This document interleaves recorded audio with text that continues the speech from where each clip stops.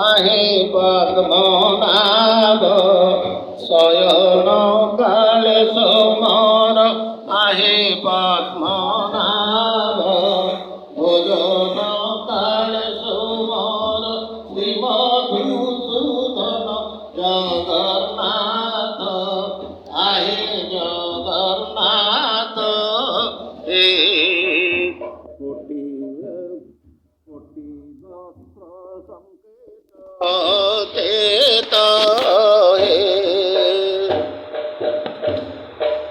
जय जगन्नाथ जय जगन्नाथ।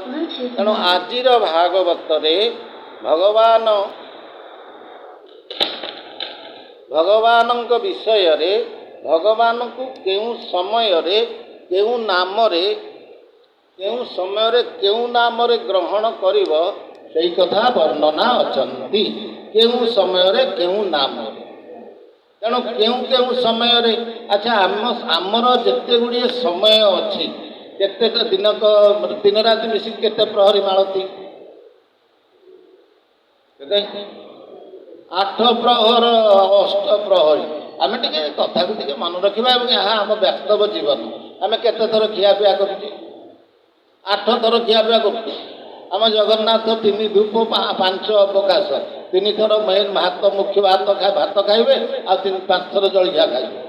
तेणु आम से चा हो बिस्कुट हो कौन हो आम 8 थर खाऊ। तेणु आम अवस्था 8 3 24 अवस्था प्रत्येक दैनिक मनुष्य जीवन में आसुच 24 प्रकार अवस्था माने परिस्थिति केतळे दुख लगुच केतळे सुख लगुच केतळे राग लगुच केतळे चिड़ी लगुच केतळे विरक्ति लगुच केतळे देह खराब लगुच एमती 24 प्रकार अवस्था दिनक भितर आसुच। तेणु ये 24 प्रकार नामर कथा विश्वरूप जी इंद्रंकर बा देवता मानकर प्रथम गुरु हेले बृहस्पति से पर्यंत आसी नांती से विश्वरूप कहउचंती हे इंद्र तमे 24 प्रकार अवस्था गोटे दिन को पारी होउछ। मु भाबुची भागवतकार जगन्नाथ दास बा व्यास पूरा मनीष जीवन को एथिरे प्रतिपादन करिछथि। कौन प्रतिपादन करिछथि ना मनुष्य 24 घंटा दिनक दिन रात मिसिक 24 घंटा 8 प्रहर एथिरे 24 प्रकार भावना ता मन रे आछी माने परिस्थिति माने बुझी पारछो केतेबेले खाउची खाऊ बेले राग लागु कौन बात गोटे तरकारी कर रागी केतेबेले फोपाड़ी दउना आपण घर माने। तेणु ये जो राग प्रेम शुद्धा क्षुधा ये सबूर जो विनाश पाए युवाक बाहरी गले जड़े भगवान प्रिय हम अर्थात भगवान ताकू चाहिए भगवान गाड़े सी चाहिए। तेणु आजिर भागवतर ये जो षष्ठ स्कंदर 8म अध्याय मनुष्य जो 24 प्रकार भाव नेउची प्रत्येक दैनिक तेणु 24 प्रकार नामर व्यवस्था कुहा जाइछि।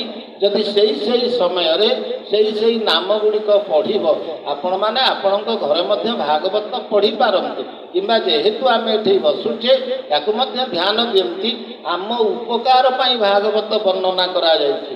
आम संकटर उद्धार करने भागवतर वर्णना अच्छी।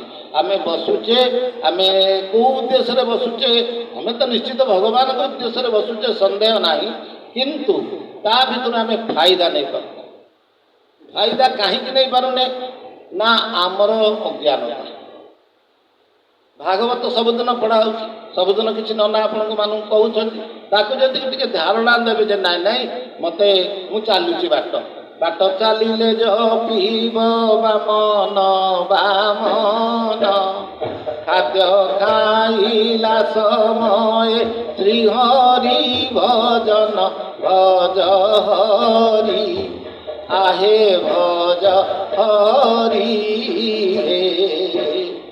पुत्र कामे बोलाओ श्रीहरि प्रत्येक क्रिया मनुष्य प्रत्येक दैनिक 24 प्रकार भाव बा परिस्थिति पड़ुଛି।